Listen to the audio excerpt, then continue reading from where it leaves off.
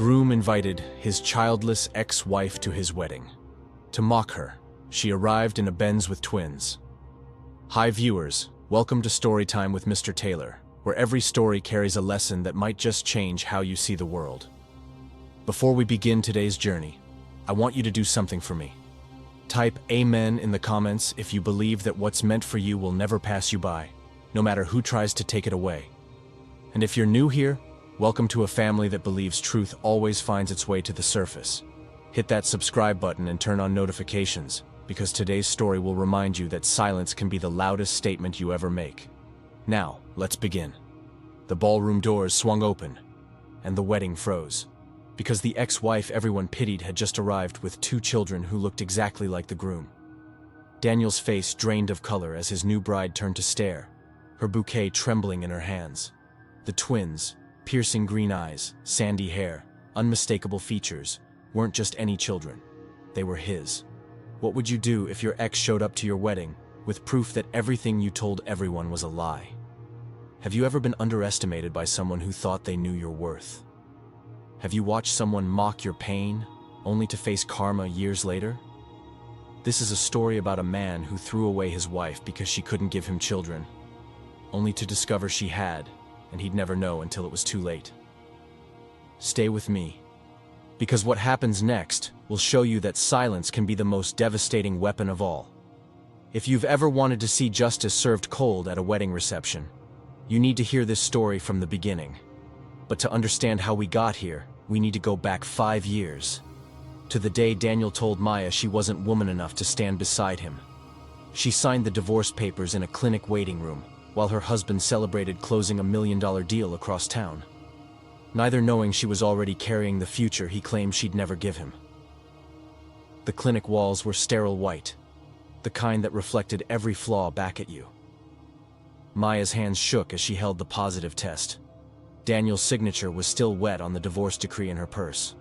Houston traffic hummed outside, a city that had watched her marriage die slowly, publicly. 3 weeks earlier, Daniel had delivered his ultimatum over breakfast in their Galleria area townhouse. No emotion, no hesitation, just cold calculation dressed in a tailored Tom Ford suit. I need a wife who can give me a legacy, Maya, not someone who keeps trying and failing. The coffee in her hand had gone cold. The morning light through their floor-to-ceiling windows felt harsh, exposing.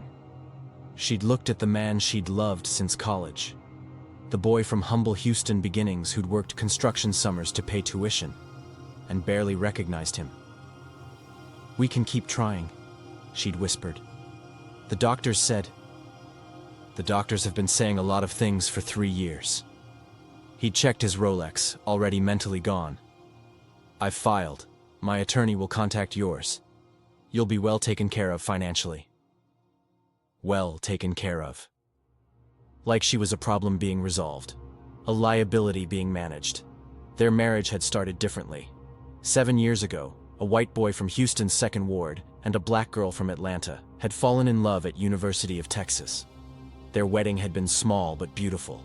Her mother's church in East Atlanta, his mother crying tears of joy, promises whispered under a canopy of flowers. Back then, Daniel still remembered what hunger felt like, what struggle meant. He'd held her at night and talked about building something together, not just wealth, but a life that mattered. But money changed him. Each closed deal, each new property, each zero added to his net worth seemed to subtract pieces of the man she'd married. By year 4, when they'd started trying for children, he'd already begun measuring her worth by her womb's productivity. Every negative test became evidence of her inadequacy. Every failed cycle became ammunition for his growing resentment. "You're holding me back," he'd said during their last argument as a married couple. "Everyone at the club asks about kids. What am I supposed to tell them? That my wife is broken?" Broken. That word had shattered something in Maya she didn't know could break. So when she'd signed those divorce papers in the fertility clinic's waiting room, the same clinic where she'd gone for one final round of treatment he'd refused to fund, she'd made a choice. The test in her hand showed 2 pink lines. Clear, undeniable.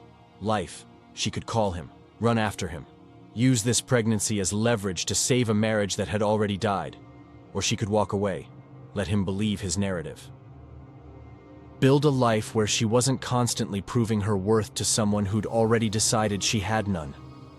Maya thought about the man who'd called her broken, the husband who'd measured her value by her fertility, the person who'd looked at her pain and saw only his own inconvenience. She thought about her mother in Atlanta, who'd raised her alone after her father left, who'd worked double shifts as a nurse and still made it to every school play, every parent-teacher conference, every moment that mattered. "You're worth more than how anyone treats you," her mother used to say. "Don't let anyone's blindness to your value become your truth." Maya placed the positive test in her purse next to the divorce papers. She stood, walked out of that clinic into Houston heat that felt like baptism. Daniel could have his fresh start, his new life. His search for a wife who fit his image. She would have hers, and he would never know what he'd walked away from until it was far too late to matter. The memory of their last intimate moment haunted her as she drove away from that clinic. 2 months ago, before he'd filed. His touch had been mechanical, distant, like she was a means to an end rather than a woman he'd once loved. She remembered their honeymoon in Galveston, his hands reverent on her skin, his whispers of forever against her neck, the way he'd looked at her like she was his entire world. When had that man disappeared? When had she become an investment that wasn't paying dividends? It didn't matter anymore. As Maya merged onto I-45, heading away from the clinic and toward a future Daniel would never be part of, her phone buzzed. A text from him. Paper signed. "Attorney says we're done in 30 days. Good luck, Maya. I hope you find what you're looking for." She didn't respond. There was nothing left to say. But in her purse, next to those divorce papers, the positive pregnancy test held a secret that would change everything. 5 years later, at a wedding that would never finish. Have you ever held a secret that could change everything, but stayed silent because the person didn't deserve to know? Drop a if you've been there. As she walked out of that clinic, Maya made a choice that would echo 5 years into the future. Daniel would never know. Not about the twins. Not about the life growing inside her. Not until she was ready to let him see exactly what he'd thrown away. She built a new life in Atlanta with nothing but a suitcase, a broken heart, and a secret that grew bigger every day. Literally. Atlanta embraced her like Houston never had.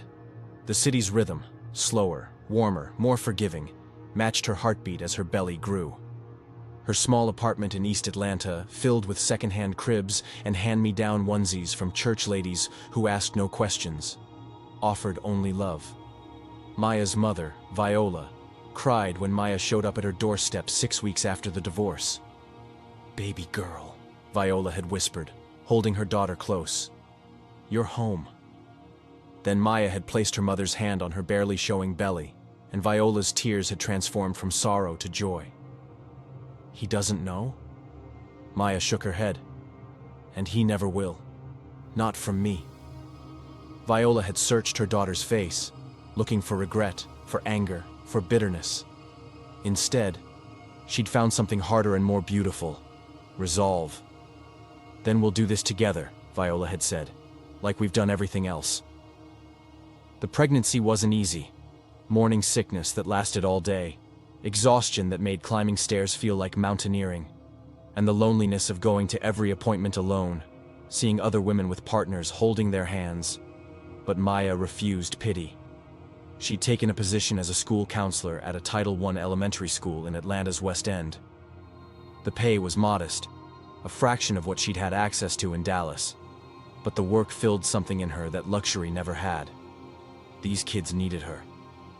They came from neighborhoods where violence was common, where poverty wasn't abstract but daily reality, where trauma showed up in test scores and behavior reports. Maya saw herself in them. Not their specific circumstances, but their resilience, their refusal to let their circumstances define their futures. She was 7 months pregnant when one of her students, a 9-year-old girl named Keisha, asked why Maya didn't have a husband.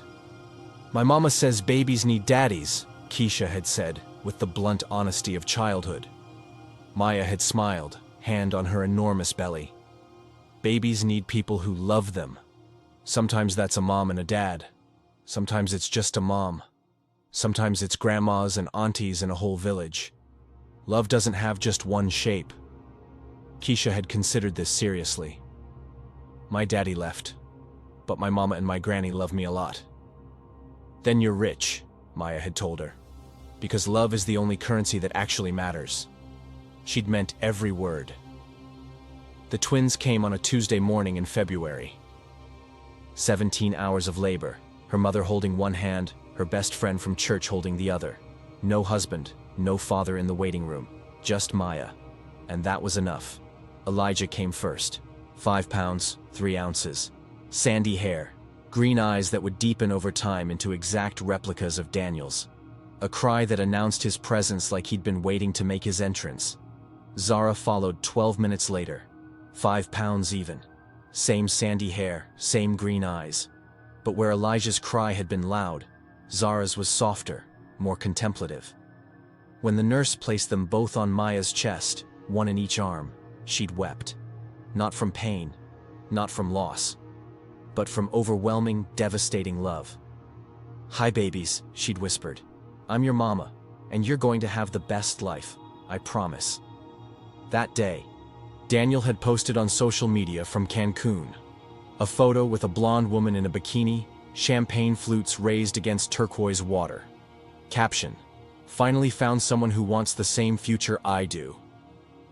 Maya's friend had shown her the post while she was still in the hospital bed, twins sleeping in bassinets beside her.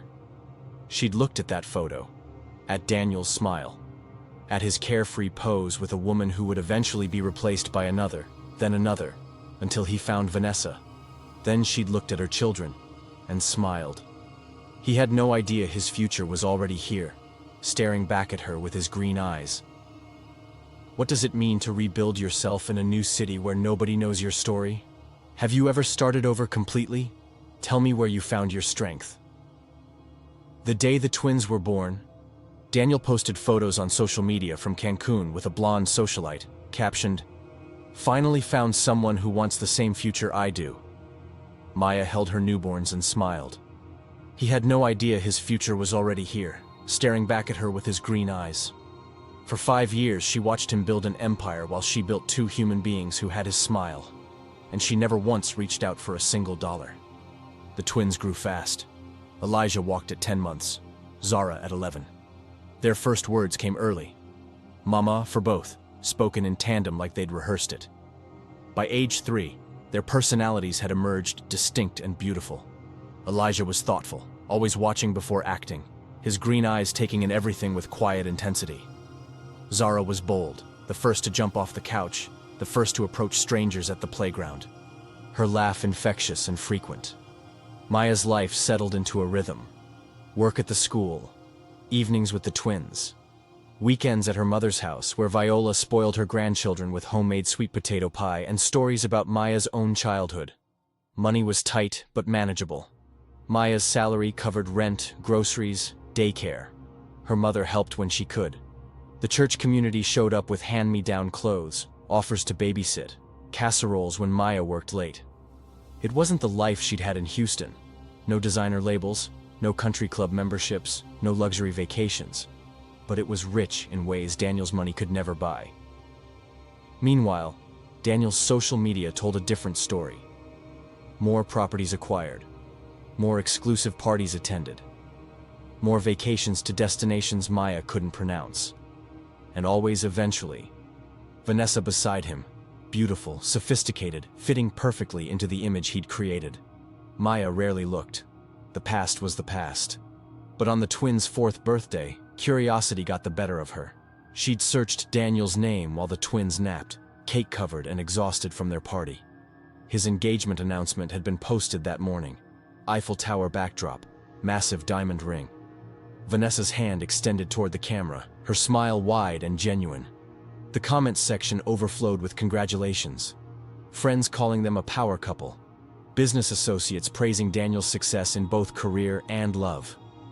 Maya had closed the app, looked around her modest apartment, toys everywhere, finger paintings on the fridge, the beautiful chaos of raising twins alone, and felt nothing but gratitude.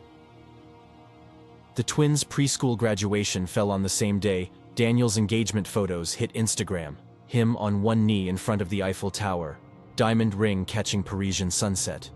Maya sat in a metal folding chair, watching Elijah recite his ABCs, Zara's hand in hers, and felt nothing but gratitude that these moments were hers alone. At the preschool, Maya had become friendly with one of the teachers, a man named Cameron who taught the 4-year-old class. He was kind, patient with the kids, and had a smile that made Maya's stomach flip in ways she'd forgotten were possible. "Your twins are amazing," he'd said one afternoon during pickup. His hand had brushed hers as he handed over Zara's artwork. "You're doing an incredible job with them." The touch had lingered a second longer than necessary. Their eyes had met. Maya had felt heat rise to her cheeks. Attraction. Possibility. The first stirring of interest she'd felt since the divorce. "Thank you," she'd managed. "That means a lot." "Maybe we could grab coffee sometime," Cameron had asked. "Talk about teaching strategies?" Maya had smiled at the transparent excuse. But before she could answer, Elijah had run up demanding her attention, and the moment had passed. That night, Maya had thought about Cameron's invitation, about the way her body had responded to that brief touch, about the possibility of opening herself to someone new. But her walls remained high. Her focus was her children and herself. There wasn't room for anything or anyone else. Not yet. Would you have told him? Would you have demanded child support, co-parenting, acknowledgement? Or would you protect your peace at all costs?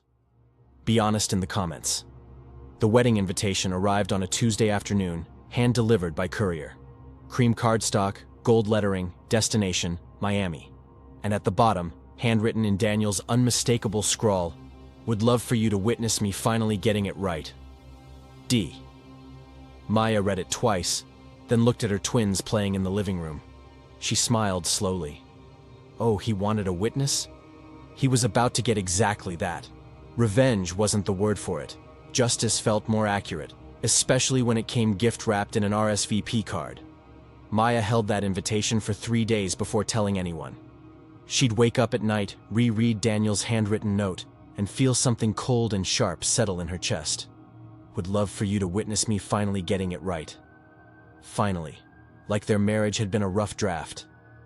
Like she'd been practiced for the real thing. The arrogance of it. The cruelty disguised as civility. On the 4th day, Maya called her best friend Keisha, not the student, but a woman she'd met at church who'd become like a sister.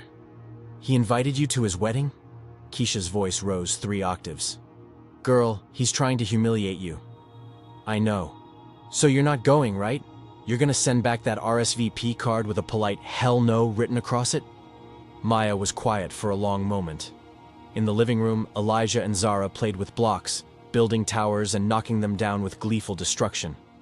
"I'm going," Maya said finally. "And I'm bringing the twins." Keisha sucked in a breath. "Maya, he wants a witness? He's gonna get one. He's gonna see exactly what he walked away from. This isn't about revenge, is it?" "Because revenge has a way of—" "It's not revenge," Maya interrupted. "Revenge would be cruel. This is just truth. He spent 5 years telling everyone I couldn't give him children. Let him explain to 300 wedding guests why his childless ex-wife just walked in with his kids." Keisha was silent. Then, "You're gonna need a dress. A really good dress." The boutique in Buckhead smelled like expensive fabric and possibilities. The emerald gown caught light like liquid fire, and when Maya stepped out of the fitting room, even the saleswoman gasped. This wasn't the dress of a woman seeking revenge. This was armor. Maya had never spent this much on a single item of clothing in her life. The emerald gown cost more than 2 months of groceries. But as she stood in front of the 3-way mirror, seeing herself transformed, she knew it was worth every penny. The dress hugged her curves, curves that had changed since having twins, curves Daniel had never seen, would never touch. The color made her brown skin glow. The cut was elegant, but powerful. "You look like royalty," the saleswoman breathed. Maya smiled at her reflection. Not royalty, something better. A woman who knew her worth. Shopping for the twins was easier and more joyful.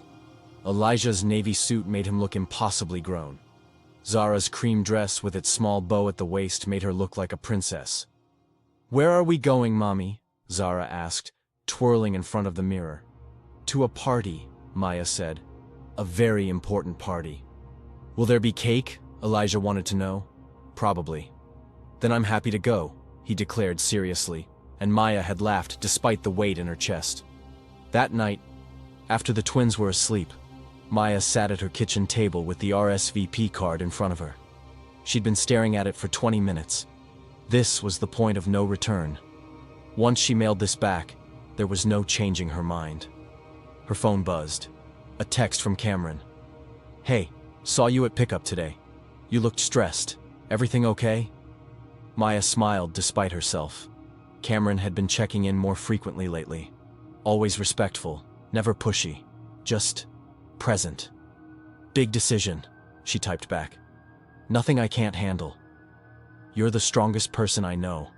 Whatever it is, you've got this." His faith in her, uncomplicated and genuine, steadied something in her chest. Maya picked up the pen.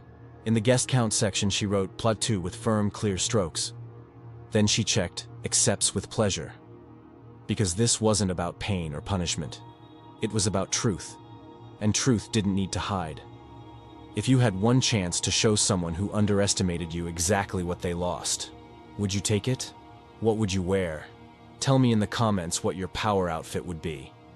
As she checked yes on the RSVP, adding +2 in the guest count line, her phone buzzed.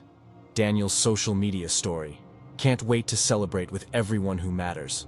Fresh starts deserve fresh company." Maya screenshot it, saved it. He wanted fresh?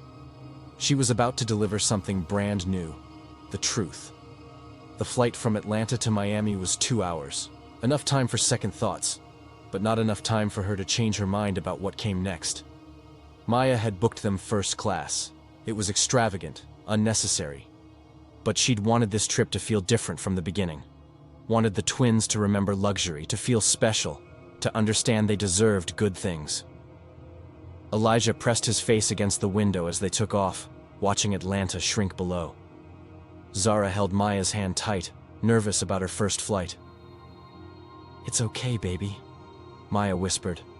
"I've got you." "Are we really going to a party?" Zara asked as the seatbelt sign turned off. "We really are." "Whose party?" Maya had known this question was coming, had rehearsed her answer a dozen times. "Remember how I told you about the man in the pictures? The one Mommy knew a long time ago?" Both twins looked at her with those piercing green eyes, Daniel's eyes, and nodded. "It's his party, his wedding." "What's a wedding?" Elijah asked. "It's when two people promise to love each other forever." Zara considered this seriously. "Did you have a wedding, Mommy?" "I did, a long time ago." "With the man in the picture?" "Yes." "But you don't love him forever anymore?" Elijah's logic was sharp, always had been. Maya chose her words carefully. "Sometimes people change. Sometimes forever turns out to be shorter than we thought. But that's okay, because that man and I made something beautiful that will last forever." "What did you make?" Zara wanted to know. Maya touched each of their faces. "You. I made you." The twins didn't fully understand. They were only 4, but they accepted it the way children accept most things, with simple trust and quick attention shifts. By the time they landed, Zara was asking about whether there would be a pool at the hotel, and Elijah was wondering if Miami had alligators. Miami heat hit like a wall of warm honey as they stepped off the plane. Palm trees swayed against that specific Florida blue sky, and somewhere across the city, Daniel was probably toasting champagne, completely unaware that his past was checking into the Fontainebleau with his DNA in tow. The hotel was more luxurious than anything Maya had stayed in since the divorce. Marble floors, crystal chandeliers, staff in crisp uniforms greeting them with smiles that didn't quite reach their eyes when they saw her modest luggage. But Maya walked through that lobby with her head high, a twin holding each hand, and nobody could make her feel small. Their room overlooked the ocean. The twins ran to the floor-to-ceiling windows, pressing their faces against the glass. "Mommy, look at all that water! Can we swim, please?" Maya checked her watch. 6 hours until the wedding. Plenty of time. "We can swim," she agreed, and their squeals of joy made everything worth it. They spent 2 hours in the pool. The twins learned quickly, fearless in the water like they were with everything else. Maya floated on her back, eyes closed, letting the sun warm her face. Tomorrow she'd return to reality. Work, bills, the beautiful chaos of single motherhood. But tonight, she was going to a wedding. And she was bringing truth as her +2. Back in the room, Maya drew a bath. The hotel bathroom was enormous. Marble everywhere, a separate rain shower, towels thick enough to sleep on. She sank into hot water and let herself feel everything she'd been holding back. Fear. What if this backfired? What if she was being cruel rather than just? Doubt. What if the twins got hurt by this revelation? Anger. Why should she feel guilty? Daniel had invited her. Daniel had humiliated her first. And underneath all of it, satisfaction. He was about to learn that underestimating her had been his biggest mistake. Maya washed herself with the expensive hotel soap, applied lotion to her skin with deliberate care. This body had carried twins, had survived heartbreak, had built a life from nothing. It was powerful, beautiful, worthy. She chose her perfume carefully, something warm and subtle, not aggressive but impossible to ignore. In the mirror, she saw a woman transformed, not by the bath or the lotion or the perfume, but by 5 years of choosing herself daily. Have you ever walked back into a situation where you were once powerless, but this time held all the cards? That moment when you realize the tables have completely turned? Share your story. The wedding was in 6 hours. Maya laid out the twins' outfits, Elijah's navy suit, Zara's cream dress, and her phone lit up with a message from Keisha. "You sure about this?" Maya typed back 3 words that sealed everything. "He invited me." Because this wasn't crashing. This was accepting an invitation Daniel would regret for the rest of his life. Every great reveal needs a moment of stillness before the storm, and Maya used hers to make sure she looked absolutely unforgettable.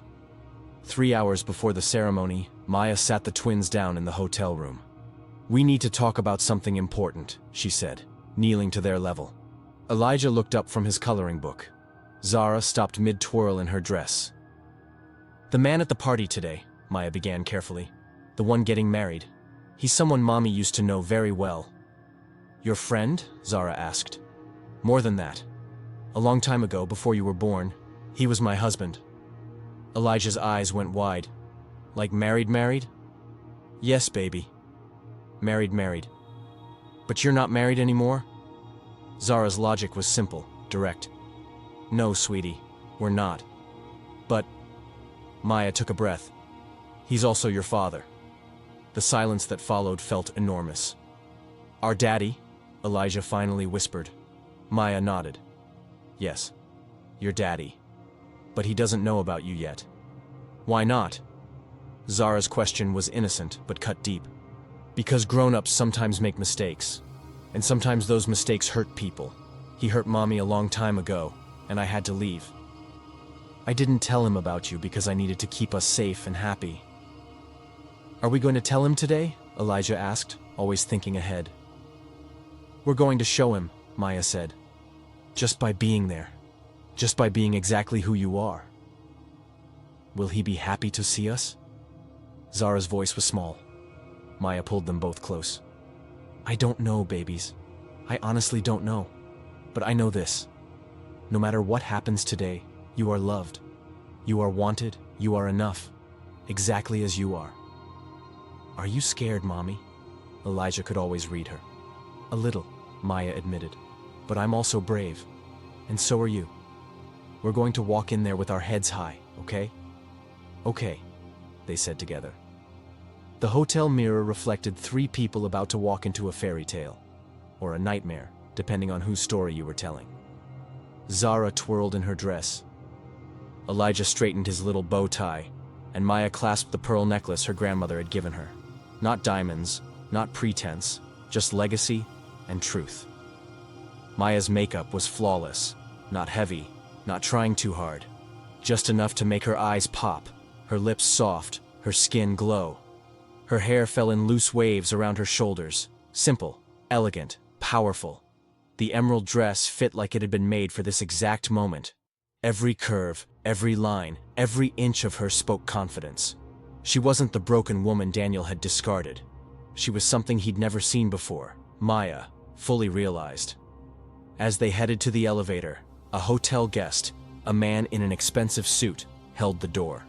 His eyes lingered on Maya with clear appreciation. "You look stunning," he said, his voice warm. Maya smiled. "Thank you." "Lucky man," she smiled, knowing the irony. He doesn't know it yet. The stranger's confused expression as the doors closed made Zara giggle. The drive to the venue took 20 minutes. Maya had rented a black Mercedes Benz, not flashy, but undeniably elegant. She wanted to arrive the way Daniel remembered her leaving, with nothing. Except this time, she had everything. The twins sat in the back, excited and nervous. They didn't fully understand what was happening, but they felt the weight of it. "Mommy?" Zara said as they pulled up to the venue. "Yes, baby?" "You're the prettiest mommy in the whole world." Maya's eyes watered, but she blinked the tears back. "And you're the most beautiful daughter in the universe." "What about me?" Elijah protested. "You, my love, are the most handsome son who ever existed." They pulled up to the Vizcaya Museum and Gardens. The historic estate had been transformed into something out of a magazine. White roses everywhere, champagne fountains, guests in designer labels milling about. Valets rushed forward. Maya handed over the keys. She took Elijah's hand in her right, Zara's in her left. "Ready?" she asked them. "Ready," they answered. What's more powerful, showing up to prove someone wrong or showing up to prove yourself right? Think about it and drop your answer below. The Mercedes pulled up to the Vizcaya Museum and Gardens, where Daniel's wedding had transformed the historic estate into a palace of white roses and champagne dreams. Valets rushed forward, guests glittered in designer labels, and somewhere inside, Daniel was minutes from saying, "I do," to a woman who'd never know he'd already created a family he threw away. Maya took her children's hands. The doors opened, and everything Daniel thought he knew was about to shatter like crystal on marble. The ballroom doors opened, and 300 guests turned to look at the woman Daniel had once called not enough. Except this time, she brought proof that he was the one who hadn't measured up. The ceremony had already started. Maya could hear the officiant's voice carrying through the grand hall. "We are gathered here today to witness the union of Daniel and Vanessa." Maya pushed through the heavy wooden doors. The sound echoed. Heads turned. Conversations stopped mid-sentence. And there she was. The ballroom was a cathedral of privilege. Crystal chandeliers catching light like captured stars. Orchids cascading from every surface. A string quartet playing Vivaldi. And then the music faltered. One violin going sharp as the musician's bow slipped. Because the woman in emerald had just walked in with children who looked like the groom's mirror image. Maya didn't rush. Didn't hesitate. She walked with purpose and grace, her children beside her, their small hands in hers. Every eye in the room locked on them, on her emerald dress, on the twins' faces, on those unmistakable green eyes. Daniel stood at the altar, frozen. His face went through 3 expressions in rapid succession: confusion, recognition, then pure shock. The color drained from his skin like someone had pulled a plug. Vanessa, standing beside him in her white gown, followed his gaze. Her face transformed from radiant bride to horrified realization in seconds. Her bouquet started trembling in her hands. "Daniel," she whispered, loud enough for the front rows to hear. But Daniel couldn't speak, couldn't move. His mouth opened, but no sound came out. Maya didn't walk toward the altar. That would have been too aggressive, too confrontational. Instead, she calmly took a seat in the 3rd row, right in Daniel's direct line of sight. She sat down, smoothed her dress, settled Elijah on one side, Zara on the other, and smiled. Not cruel, not mocking, just present. The officiant cleared his throat. Shall we continue? But the question hung in the air, unanswered. Because Daniel was staring at two faces that looked exactly like the childhood photos his mother kept in her Dallas living room. The same green eyes he saw in the mirror every morning. The same sandy hair he'd had as a boy. The same smile he'd inherited from his grandfather. Sitting in the third row, holding their mother's hands. Looking back at him with innocent curiosity. Phones started coming out. Guests weren't even subtle about it. The clicking of camera shutters filled the silence. Someone whispered, "Are those?" Another voice, "Oh my God." A third, "Did you know?" The whispers built like a wave, rolling through the crowd, gaining volume and urgency. Daniel's mother, seated in the front row, stood up slowly. Her hand covered her mouth as she stared at the twins. Her eyes widened. Recognition, biological certainty, the kind that only a grandmother can feel. She knew. And her gasp, sharp and undeniable, confirmed what everyone was already thinking. The sheer power of Maya's presence. Sexuality isn't always physical, it's confidence, command. Every eye in the room on her body, her walk, her absolute ownership of the moment. She's never been more desirable than when she's utterly untouchable. Men in the crowd looked at her with new eyes. Not just beauty, though she was beautiful, but power. The kind that comes from knowing exactly who you are. The groomsmen exchanged glances. The bride's brother leaned forward in his seat, studying Maya with something between sympathy and fascination. Even the officiant couldn't stop staring. Have you ever watched someone's face change when they realize they messed up? That exact moment when karma walks through the door? If you've seen it, you know that feeling. Comment karma below. Maya didn't walk toward Daniel. She didn't need to. Instead, she took a seat in the third row, right in his line of sight, with Elijah on one side and Zara on the other. The officiant cleared his throat. "Shall we continue?" But Daniel couldn't speak. He couldn't move. He could only stare at the two faces that looked exactly like the childhood photos his mother kept in her Dallas living room. Some weddings end with "I do." This one ended with, "Who are they?" whispered loud enough for the front row to hear. Vanessa's voice cut through the silence like glass breaking. "Daniel." Not a question, a demand. He didn't respond. Couldn't tear his eyes away from the twins. "Daniel!" Louder now. Sharp.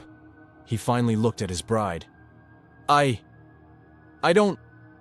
"Who are they?" The officiant's Bible shook slightly in his hands. Sweat beaded on Daniel's forehead despite the air conditioning. Vanessa's bouquet dropped, white roses scattering across the altar like surrender flags. And in the third row, Zara tugged her mother's hand and asked in a voice that carried, "Mommy, why does that man have Elijah's eyes?" The question landed like a bomb. Guests leaned forward, phones recorded. The moment was being captured from a dozen angles, already being texted to people not in the room. "Mommy?" Zara asked again, louder. "Why does he look like us?" Maya leaned down, her voice calm. "Because he's family, baby." But the acoustics in the ballroom were perfect. Every word carried. Vanessa turned fully away from the officiant, her cathedral-length veil sweeping dramatically across the floor. She locked eyes with Daniel. "You told me she was childless." Her voice cracked. "You told me she couldn't..." "Vanessa, I can explain." "Explain what? That you lied? That you have children you never mentioned? That your ex-wife just walked into our wedding with kids who look exactly like you?" Daniel's hands came up, placating. "I didn't know." "You didn't know?" Vanessa's laugh was harsh, bitter. "How do you not know you have children?" "Because I left before."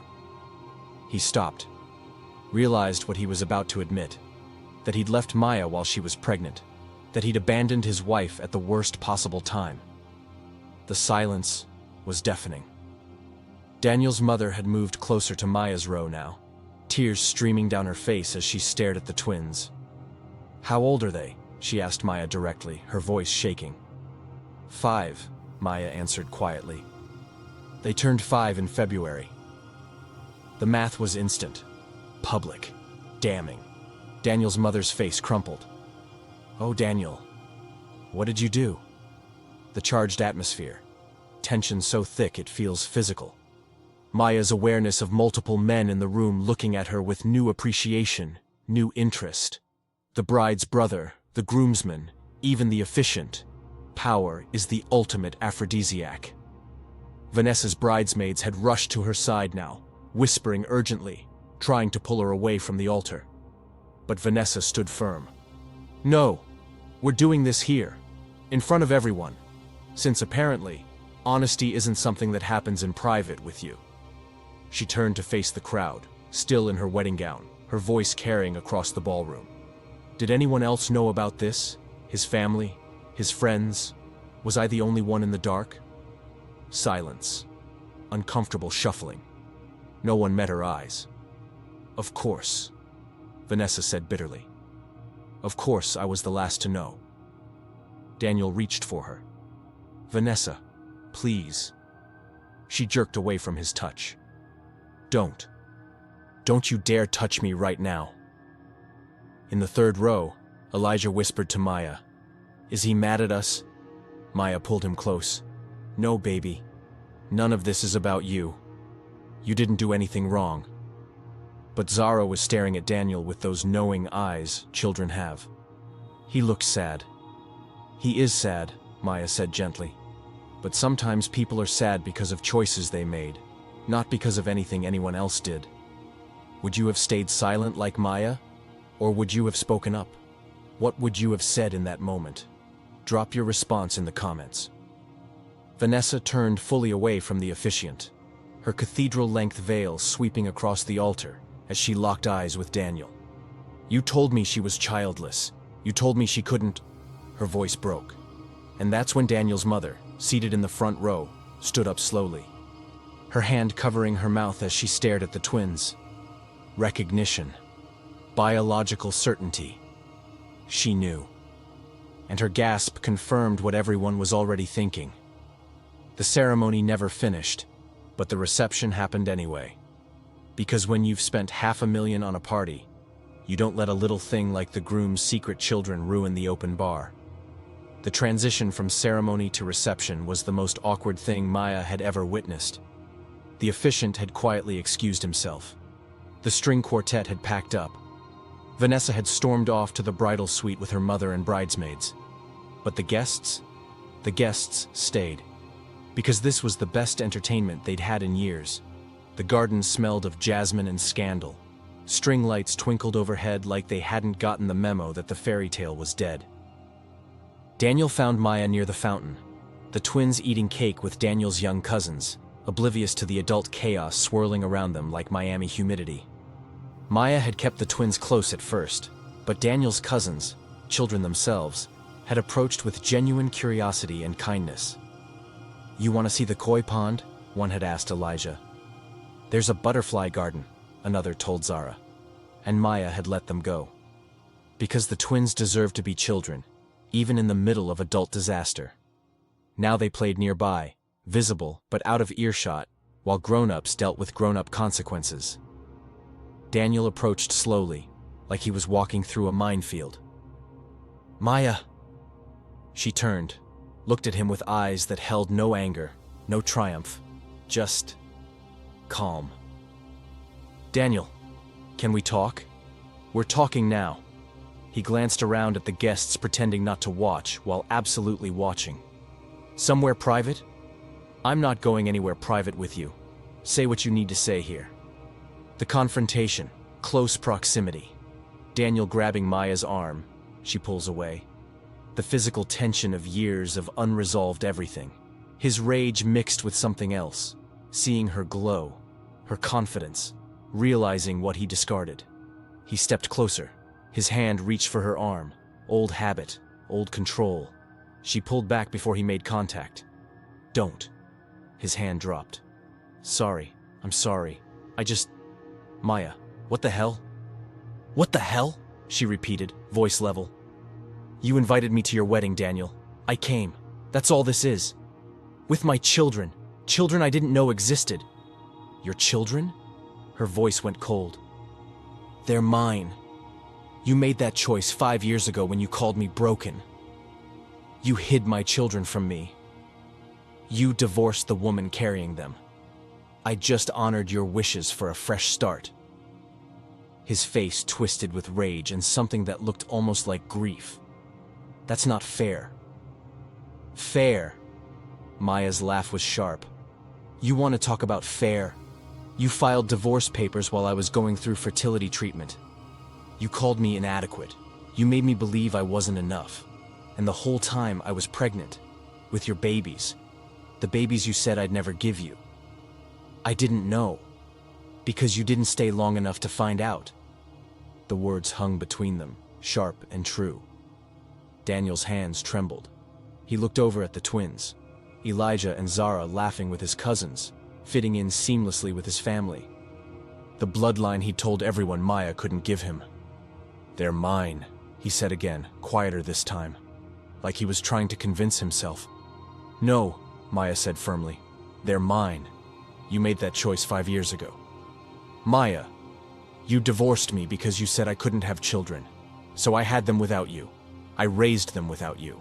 I fed them, clothed them, loved them, stayed up nights when they were sick, taught them to walk and talk and be good humans. All without you. They're mine. I want... What do you want, Daniel? She cut him off, voice sharp now. You want to play daddy now? You want to waltz in after 5 years and claim them? It doesn't work like that. I want to know them. I want to be part of their lives. Why? Because you got caught? Because 300 people just watched your perfect image crack?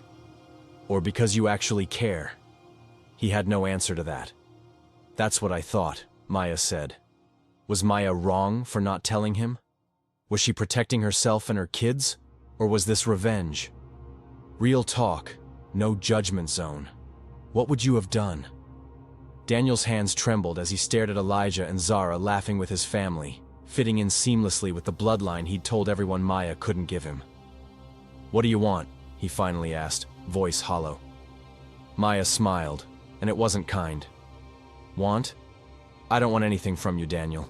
I came because you invited me. I brought your children because they deserve to see what kind of man their father chose to be. She started to walk away, then paused. Oh, and the wedding gift? It's watching you explain this to everyone who ever pitied me.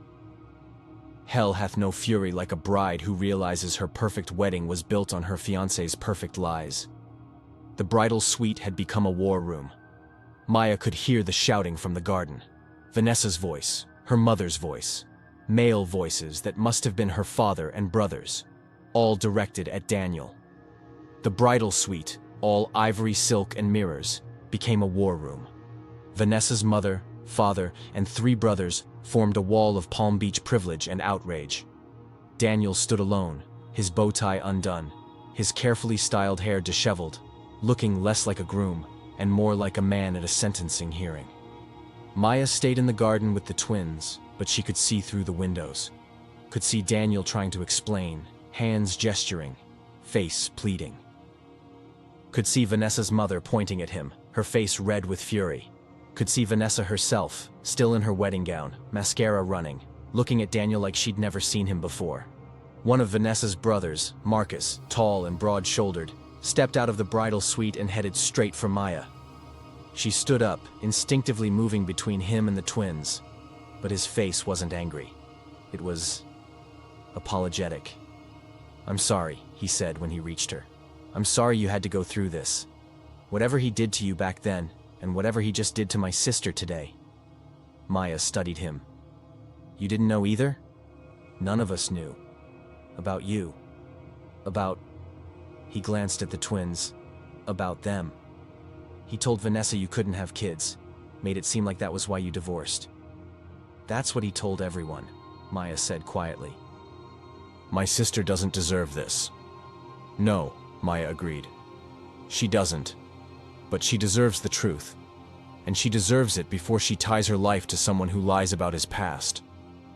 Marcus nodded slowly. You did her a favor. She won't see it that way today, but you did. Vanessa's raw vulnerability, mascara-streaked rage beautiful in its honesty. And in the corner, Maya catching the eye of Vanessa's older brother Marcus, who looks at her with something between sympathy and intrigue. An exchange of glances that acknowledges shared victimhood of Daniel's selfishness. Their eyes met. A moment of understanding. Two people hurt by the same man's selfishness. "I hope she finds better," Maya said. "She will," Marcus replied. "And for what it's worth, you look like you already did." Inside, the argument reached a crescendo. Glass shattered. Someone had thrown something. Then Vanessa emerged, still in her wedding gown, mascara streaked, but head high. She walked to the reception entrance where most of the guests had gathered, drinks in hand, watching the disaster unfold like a reality show. Her voice carried across the garden, clear, strong, final. "There won't be a wedding today. Daniel has prior commitments he forgot to mention." The crowd went silent. "I want to thank everyone for coming. The food and bar are paid for, so please enjoy yourselves. But there's nothing else to celebrate here." She looked directly at Daniel, who'd followed her out of the bridal suite. "We're done, completely. I'll have your things sent to your hotel. Don't call me, don't text me, don't try to explain. There's nothing you can say that will change what you did." "Vanessa, I said don't." Her voice was ice. "You made a fool of me in front of 300 people, in front of my family, on what was supposed to be the happiest day of my life, all because you couldn't be honest about your past. I didn't know about the kids, but you knew about her. You knew you'd been cruel to her. You knew why your marriage ended, and you lied about all of it. To me, to everyone." She turned to her parents. "Get me out of this dress and out of this city. I never want to see Miami again." As Vanessa's family escorted her out, 300 guests watching in stunned silence, Maya gathered her twins. She'd seen enough, proven enough. But Daniel's voice stopped her. "Maya, wait." She turned. He stood in the center of the empty dance floor, surrounded by wilting flowers and abandoned champagne flutes, looking more broken than she'd ever felt during their marriage. Can we talk? About them?" And for the first time that day, Maya hesitated. Because this wasn't just about her anymore. This was about two children who deserved better than a father who didn't know they existed. Have you ever been the bride, the ex, the secret? Or watched this kind of drama unfold in real life? Every wedding has a story, but this one, tell me where you've been in this triangle. As Vanessa's family escorted her out, 300 guests watching, Maya gathered her twins and headed toward the exit. She'd seen enough, proven enough. But Daniel's voice stopped her. "Maya, wait." She turned. He stood in the center of the empty dance floor, surrounded by wilting flowers and abandoned champagne flutes, looking more broken than she'd ever felt during their marriage. Can we talk about them?" And for the first time that day, Maya hesitated. Some conversations happen in boardrooms, some in bedrooms. This one happened in a Miami parking lot where everything pretentious got stripped away. Maya looked at Daniel standing there, suit wrinkled, hair disheveled, eyes red, and made a decision. "Not here," she said. "Outside, away from all these people." He nodded quickly. "Yes, please." They walked through the gardens, past guests who'd stayed for the drama and free alcohol, past servers clearing champagne flutes, past the DJ packing up equipment that would never play a first dance. The parking lot was less romantic than the venue, but somehow more honest. Luxury cars gleamed under fluorescent lights, and Daniel leaned against his Range Rover like a man who'd just lost everything that mattered and gained something he didn't know how to hold. Maya kept the twins close. They were getting tired now, the excitement wearing off, confusion setting in. "Mommy, can we go back to the hotel?" Zara asked, rubbing her eyes. "Soon, baby. Very soon." The intimacy of old lovers seeing each other clearly for the first time in years. Not sexual, but deeply sensual. The way Daniel's eyes trace Maya's face, searching for the woman he used to know. The way she stands just out of reach, protective of the space she's created. Daniel looked at her, Really looked, for the first time in years, not at the woman he'd divorced, but at the woman she'd become. She was different, harder in some ways, softer in others. Still beautiful, but the beauty came from somewhere deeper now, from confidence earned, not given. "You look good," he said quietly. "Really good." Don't what? Don't do that. Don't try to..." She gestured vaguely. "Just say what you need to say about them." He looked at the twins, at Elijah, who was studying him with quiet intensity, at Zara, who was braver, stepping slightly closer. "Why didn't you tell me?"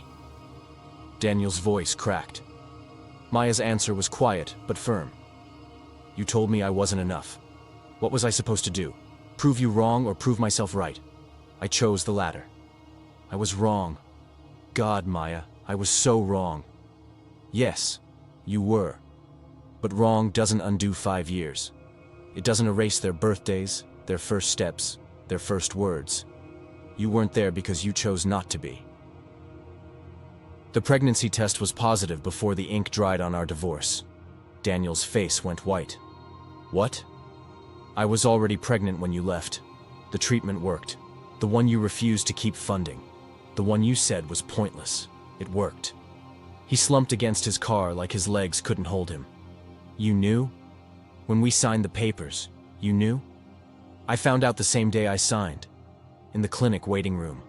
While you were celebrating your new deal. Your fresh start. And you never..." His voice broke completely. "You never thought to tell me?" Maya's eyes hardened. "Tell the man who called me broken? Tell the husband who divorced me for not being able to have children? Tell the person who looked at my pain and saw only his own inconvenience? No, Daniel. I didn't think to tell you. That's not fair." "Fair?" Her voice rose, then dropped when she remembered the twins. "You want to talk about fair? You made me feel worthless.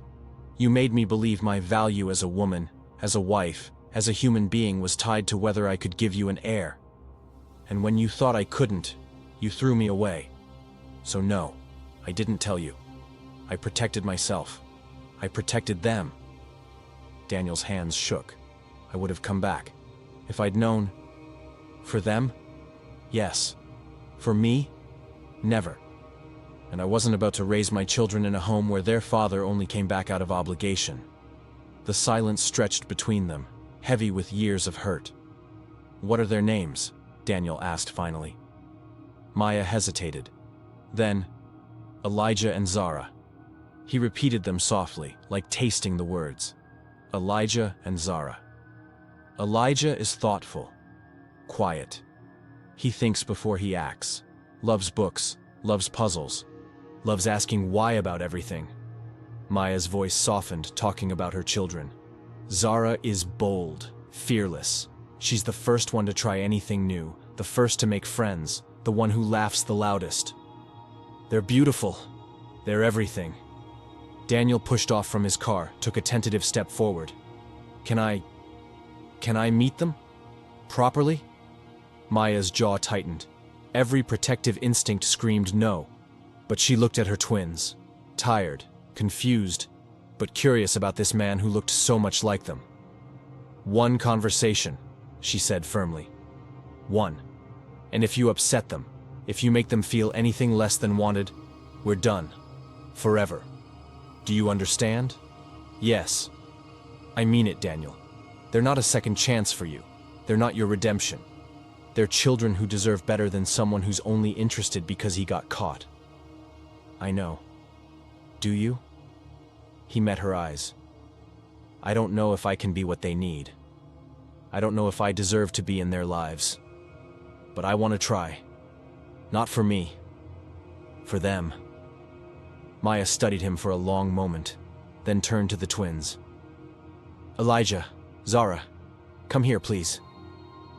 They walked over, hands linked, presenting a united front the way they always did when uncertain.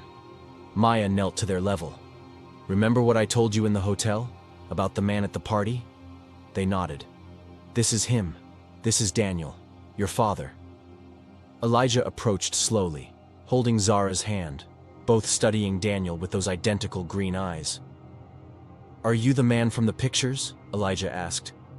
Maya had shown them exactly one photo, Daniel's college graduation, before the money, before the cruelty. "Mommy said you were busy building things." Daniel knelt down, and for the first time, tears actually fell. "I was," he whispered. "But I built all the wrong things." And Maya knew. This was just the beginning of a very complicated story. The recognition in their faces was instant. They saw themselves in him. The eyes, the hair, the shape of their smiles. "You look like us," Zara said with typical directness. Daniel's laugh was half sob. Yeah, I guess I do." "Why weren't you there before?" Elijah asked. The hardest question, asked with childish simplicity. Daniel looked at Maya, silently asking for help. She offered none. This was his to answer. "Because I made a mistake," Daniel said finally. "A really big mistake. I wasn't there for your mom when I should have been. And because of that, I missed knowing about you. But that's my fault, not yours, not your mom's, mine." "Do you want to know us now?" Zara asked. "More than anything. Even though we're 5, you missed a lot of stuff." Daniel's tears fell freely now. "I know. And I'm so sorry. But if your mom says it's okay, I'd like to try. I'd like to be part of your lives. If you want me to be." The twins looked at each other. That silent communication only they shared. Then Zara stepped forward and hugged Daniel's leg. Just like that. Simple. Forgiving in the way only children can be. Elijah was more hesitant, but he followed his sister's lead. And Daniel broke. Wrapped his arms around both of them, and cried like a man who just realized exactly what he'd lost and might never fully get back. Maya watched, her own eyes wet, her heart torn between protection and possibility. Is an apology enough when someone missed years of their children's lives? Can you forgive someone who hurt you for the sake of kids who never asked to be in this position? These are hard questions with no easy answers. Share your thoughts below. The wedding that never happened became the story that wouldn't stop. Social media made sure of that. Maya woke up the next morning to hundreds of notifications. Tags, shares, comments, messages from people she hadn't spoken to in years. The video had gone viral. Multiple angles from multiple phones, all showing the same moment. Maya walking into Daniel's wedding with twins, who looked exactly like the groom. The headlines were brutal. Groom's secret children crash wedding. Ex-wife brings ultimate wedding gift, his kids. Childless ex-wife. Think again. Maya turned her phone face down and looked at the twins sleeping in the hotel bed beside her. They'd crashed hard last night, exhausted from the day's emotional weight. They had no idea they were internet famous. The flight back to Atlanta was quiet. The twins colored. Maya stared out the window, processing everything that had happened. Her phone buzzed constantly. She ignored most of it. But one text made her pause. "Daniel, thank you for letting me meet them. Can we talk about what happens next?" She didn't respond. Not yet.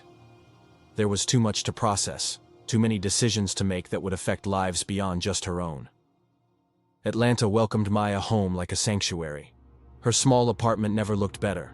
Toys scattered on the floor, photos on the fridge, the beautiful chaos of a life built from scratch. Her phone buzzed constantly with messages, but she ignored them all except one. Daniel asking when he could FaceTime with Elijah and Zara. Her mother came over that evening, brought sweet potato pie and advice. "The internet's going crazy over you, baby." "I know. People saying all kinds of things. Some good, some not so good." Maya sighed. "I don't care what people say. You should care what those babies think, though. They're gonna see this eventually. Kids talk, other parents talk. You need to be ready to explain." "I will be." Viola studied her daughter. "You did the right thing, showing up like that. Not for revenge, but for truth. It doesn't feel right. It feels Complicated. That's because it is complicated. But complicated doesn't mean wrong. 3 days after Miami, Maya finally responded to Daniel's text. You can FaceTime with them, Saturdays at 10 a.m. for 15 minutes. We'll see how it goes from there. His response was immediate. Thank you, I won't let them down. See that you don't, she typed back. That Saturday, Maya set up her laptop in the living room. The twins were nervous, excited, unsure what to expect. When Daniel's face appeared on screen, they both waved shyly. The first call was awkward. What do you say to children you've never known? How do you compress 5 years of absence into 15 minutes? But Daniel tried. He asked about their favorite colors. Elijah, blue, Zara, purple. Their favorite foods, both, pizza. What they wanted to be when they grew up. Elijah, scientist, Zara, astronaut. Simple questions, building blocks. When the call ended, Zara asked, "Can we talk to him again?" "Yes, baby. Every Saturday." "Good," she said, satisfied. "I like him." Maya's neighbor Cameron knocked later that evening. Borrowed sugar pretense. They both knew he had sugar. "Saw you on Twitter," he admitted, smiling. "You looked incredible." The moment hung between them. Potential. Possibility. "It's been a crazy week," Maya said.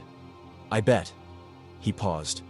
"Look, I know you've got a lot going on, but if you ever want to grab coffee or just talk, I'm here." Maya looked at him. Kind eyes, patient smile. No agenda. "Thanks, Cameron. Really. But right now, you need to figure out the dad situation. I get it. It's not even that. It's just, I need to make sure my kids are okay before I think about anything else." "That's what makes you a good mom." He handed her the sugar she didn't need. "Offer stands. No pressure."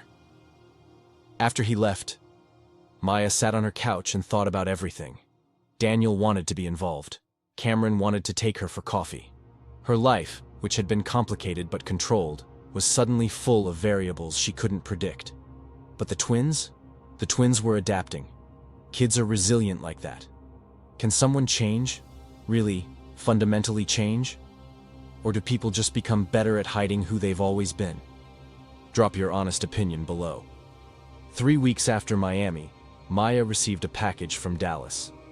Inside, a legal document establishing a college fund for both twins, a letter of apology to Maya, not requesting forgiveness, just acknowledging harm, and something unexpected, a handwritten note from Daniel's mother requesting to meet her grandchildren. Maya sat with the papers spread across her coffee table and realized the wedding crash wasn't the end of Daniel's presence in their lives. It was the complicated beginning. Forgiveness isn't a moment. It's a series of small choices, each one harder than the last, each one teaching you something about who you want to become. 2 months of weekly FaceTime calls turned into Daniel asking if he could visit, in person, in Atlanta. Maya made him wait another month before saying yes. "Ground rules," she said over the phone. "We meet in public, at a park. You get 2 hours. I'm there the whole time. And if I say we're done, we're done. No arguments." "I understand." "And Daniel, don't bring gifts. Don't try to buy their affection. Just be present." "Okay." The day of the visit, Maya was more nervous than she'd been at the wedding. This felt more real somehow, more permanent. Piedmont Park bloomed with spring, dogwoods flowering white and pink, families everywhere, the Atlanta skyline a backdrop of growth and possibility. Daniel sat on a park bench looking profoundly out of place in his Dallas polish, watching Elijah and Zara play like he was memorizing every movement. He'd flown in that morning, drove straight to the park, arrived 15 minutes early. When Maya pulled up with the twins, she saw him sitting on a bench, nervous, checking his watch. He looked different, less polished, more human. "Ready?" she asked the twins. "Ready," they answered together. Daniel stood when he saw them approaching. His smile was tentative, hopeful. "Hey," he said. "Hi," Elijah and Zara responded, shy but warming up. Maya sat on the opposite end of the bench, giving them space but staying close. watchful, protective. "You want to play?" Zara asked Daniel, direct as always. "I'd love to." They took him to the playground, made him push them on the swings, showed him how high they could climb on the monkey bars, buried his feet in the sandbox. He was awkward at first, clearly not used to playing with children, but he tried, really tried.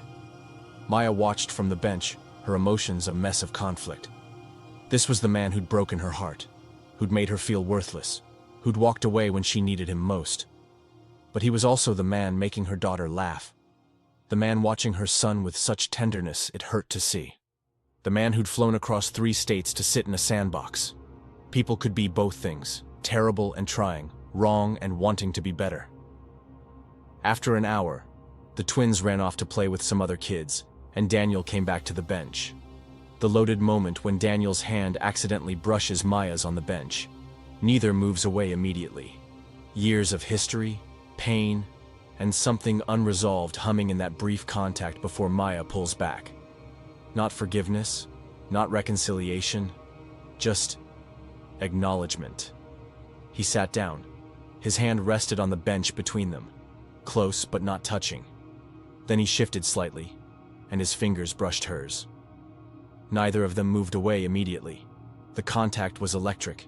Years of history, pain, something unresolved humming beneath the surface. Maya pulled back first.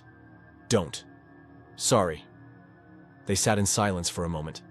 "I'm not asking you to forgive me," Daniel said quietly, watching the twins. "I'm asking you to let me be what I should have been from the start." Maya was silent for a long moment. "They come first. Always. Not your ego, not your guilt, not your redemption arc. Them.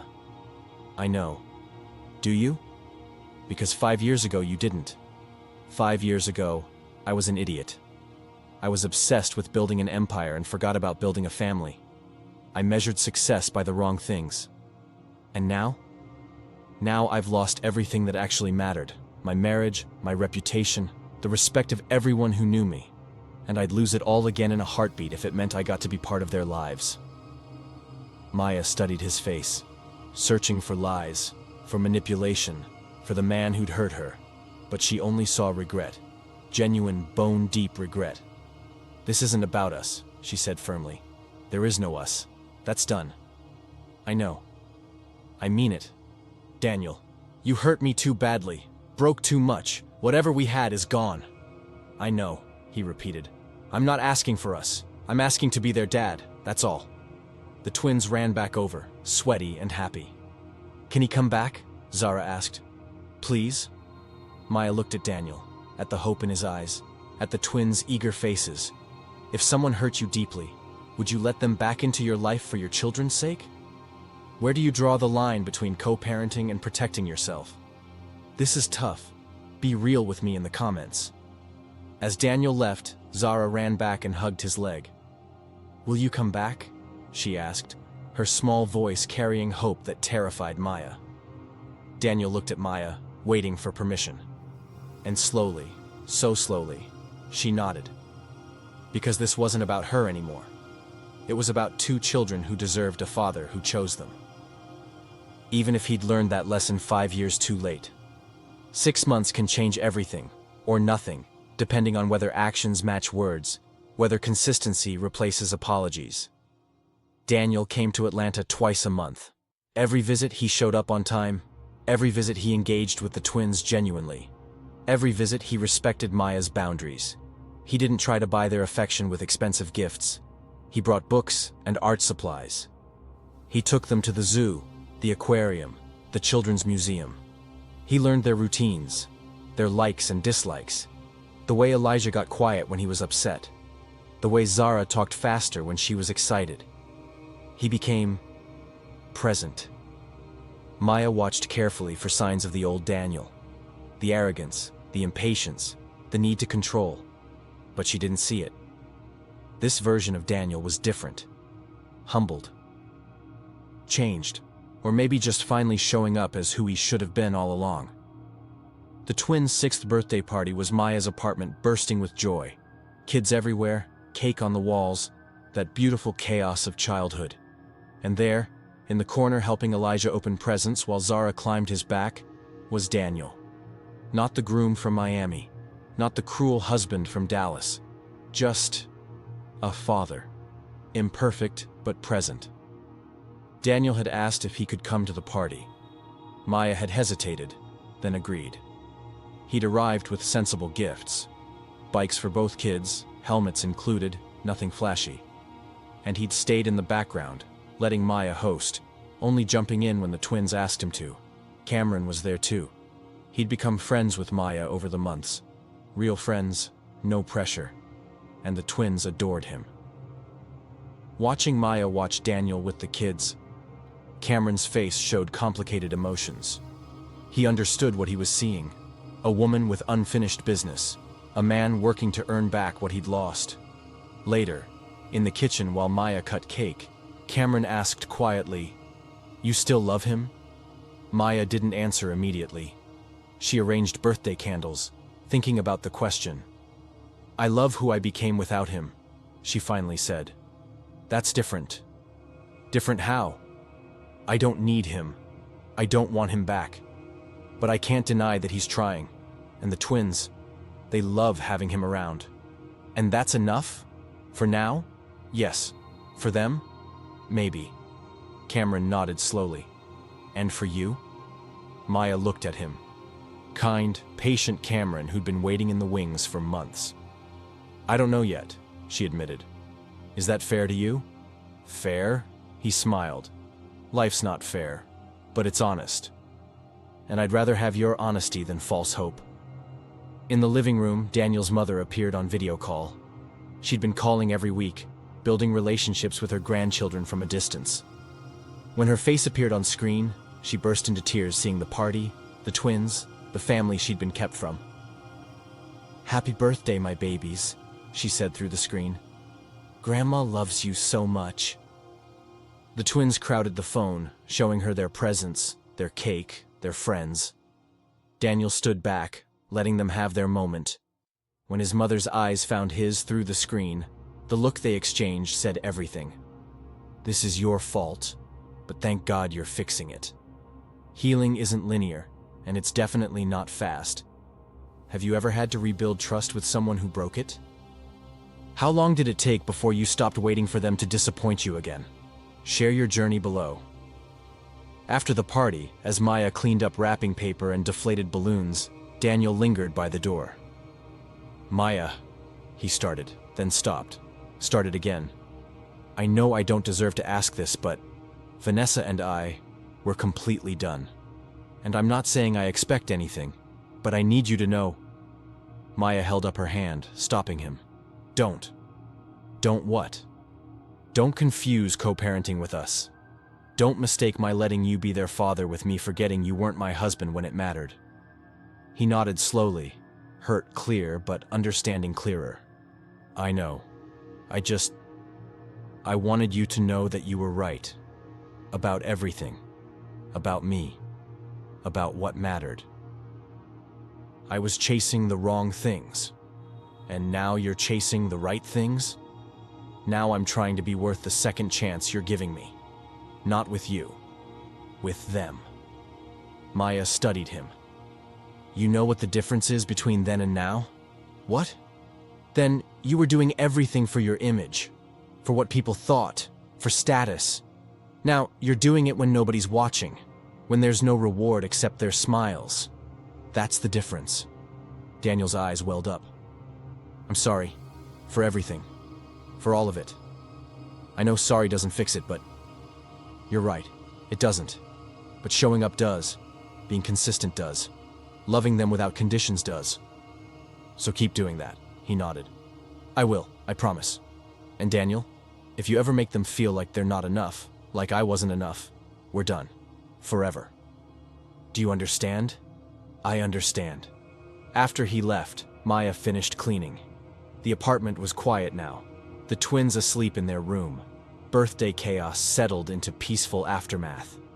She'd meant every word she'd said to Daniel. About boundaries. About protecting her children. But she'd also noticed something she hadn't expected. She didn't hate him anymore. The burning anger that had fueled her for so long had cooled into something more manageable. Acceptance, maybe, or just exhaustion. He'd never be her husband again. That door was closed, locked, and the key thrown away. But maybe, he could be a good father. And for the twins' sake, that would have to be enough. A year after the wedding that never happened, Maya attended another ceremony. This time, not as the ghost of someone's past, but as the architect of her own future. The auditorium at Georgia State University held hundreds. Colleagues, students she'd helped, families she'd counseled. Maya stood at the podium in a navy suit, confident and composed, the woman who'd once signed divorce papers in a clinic now receiving recognition for transforming children's lives. In the third row, Elijah and Zara sat between Daniel and his mother, who'd become a constant presence in their lives. And in the back row, Cameron sat with a single rose, waiting. Maya's award was for Outstanding School Counselor of the Year, a state-level honor that recognized her work with underprivileged children across Atlanta. She'd been promoted to district director 6 months ago. More responsibility, more impact, more opportunities to change lives the way hers had been changed. The speech she'd prepared was safe, professional, appropriate. But when she stepped up to that podium and saw her children in the third row, flanked by both their father and grandmother, family made whole in unexpected ways, she abandoned her notes. 5 years ago, Maya began, her voice steady. Someone told me I wasn't enough, and I believed them, because pain has a way of convincing you that other people's cruelty is your truth. But then, I had 2 miracles who needed me to be more than enough, who needed me to be everything. And in becoming that for them, I discovered I'd always been enough. The problem was never me. It was who I allowed to define me. The room was silent, everyone hanging on her words. This award isn't about me. It's about every child who's been told they're not smart enough, not good enough, not worthy enough. It's about proving that your circumstances don't determine your future, that pain can become purpose, that being broken isn't the same as being defeated. She looked directly at her twins. To my children, you saved me as much as I saved you. You taught me that love isn't about who stays when it's easy. It's about who you become when everything falls apart. And you made me better, stronger, enough. Elijah and Zara beamed up at her, understanding in their faces beyond their years. Then Maya's eyes found Daniel. And to anyone who's ever been told they failed, whether as a parent, a partner, a person, it's never too late to try again. Not for the people who doubted you, but for the people who need you to show up. Real change isn't about grand gestures. It's about showing up consistently when no one's watching and doing better every single day. The applause was thunderous. After the ceremony, people swarmed Maya with congratulations. Colleagues, students, parents whose children she'd helped. Through the crowd, she saw Daniel approaching with the twins. "I'm proud of you," he said quietly. "I know I have no right to be, but I am." Maya's response came from a place of grace she'd cultivated over years of healing. "You have every right. You're their father. We'll never be what we were, Daniel. But maybe we can be something better. 2 people who loved each other once, hurt each other badly, and still managed to raise 2 incredible kids. That's not nothing. It's everything," he agreed. Daniel's mother hugged Maya tightly. "Thank you," she whispered, "for letting us be part of their lives. For being the woman my son should have cherished when he had the chance." "Thank you for being here now," Maya said. "That's what matters."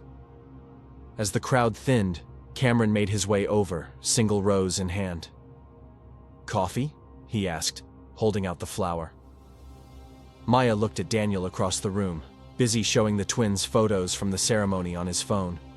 Their co-parenting relationship was good, healthy, but it was exactly that, co-parenting. She looked back at Cameron, at his patient smile, at the possibility he represented.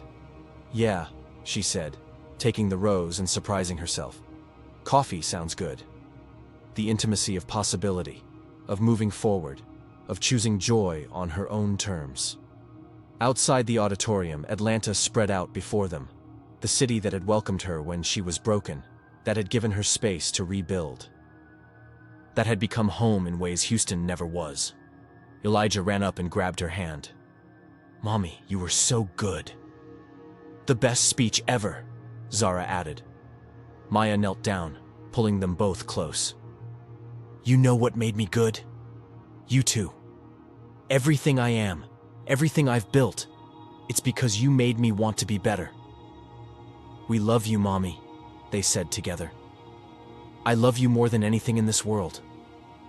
Daniel came over, respectful of the moment, but wanting to say goodbye before his flight back to Dallas. "See you in 2 weeks?" he asked the twins. 2 weeks, they confirmed. He hugged them, careful and loving, then nodded at Maya. "Thank you. For today. For everything." After he left, Cameron walked them to Maya's car. "So coffee?" he said. "Tomorrow? Next week? Or was that just a polite, leave me alone?" Maya laughed. "Tomorrow. Actual coffee. Actual conversation. About time," he said, smiling. Driving home with the twins chattering in the back seat about the ceremony, Maya felt something she hadn't felt in 6 years: complete peace. She didn't need validation from Daniel, didn't need revenge or vindication. She'd built a life, raised 2 beautiful children, made a difference in her community. And maybe, she was ready to open her heart to someone new. Not because she was lonely, not because she needed someone, but because she wanted to. On her terms, in her time. So here's my question for you. Do you believe Maya won? Did she get justice? Or did she get something better? A life she built herself, children who know their worth, and the knowledge that she never needed validation from the person who doubted her. Drop your thoughts below. And if this story resonated with you, hit that subscribe button for more stories about real resilience, messy healing, and complicated victories. That night, after the twins were asleep, Maya stood in their doorway watching them breathe. Elijah curled up with his favorite book. Zara sprawled across her bed like she owned the world. These were her miracles, her proof, her legacy. Daniel had called her broken, said she wasn't enough, threw her away like she was worthless. And she'd taken that pain and built an empire of love that he would never fully understand. Not an empire of money or status, but an empire of worth, of resilience, of 2 children who knew they were wanted, valued, and enough exactly as they were. As Maya left the auditorium with Elijah's hand in one of hers and Zara's in the other, she didn't look back at Daniel. She didn't need to. The woman who'd once walked into a wedding to prove a point had become someone who didn't need to prove anything to anyone. She'd already won. Not because of what she took from Daniel, but because of what she'd built without him. And that was the ultimate victory. Thank you for joining me on Maya's journey. If this story touched your heart, reminded you of your own strength, or made you believe in second chances for yourself or others, I want to hear from you. Drop a comment telling me which part of Maya's story hit you the hardest. Was it the moment she discovered she was pregnant, the wedding entrance, the parking lot conversation, or the ending where she finally chose herself? And remember, your worth is not determined by who couldn't see it. Your value doesn't decrease based on someone's inability to appreciate it. And sometimes the best revenge is simply living well, loving deeply, and building something beautiful from the ashes of what tried to break you. Until next time, this is Mr. Taylor reminding you. Keep your head high, your heart protected, and your boundaries sacred. Subscribe for more stories that remind you of your own power, and never forget, you are enough. You always have been. Peace.